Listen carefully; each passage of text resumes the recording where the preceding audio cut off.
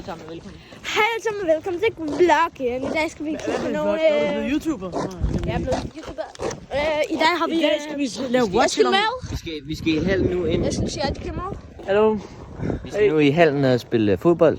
Vi kommer til at flække alle andre. Vi vinder. Det bliver nemt. Og det bliver lækkert. Det er så vores skole, I kan se den derovre.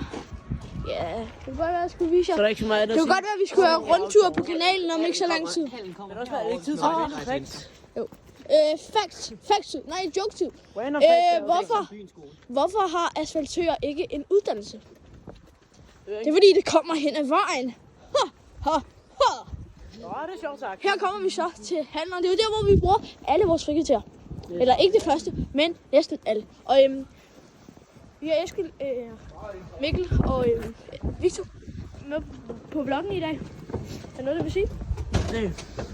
Ikke noget, der... Ikke så meget noget at sige end...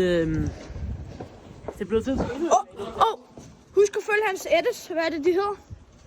Nå ja, det vil jeg gerne sige. Beef_Army. Beef_Army, det var det.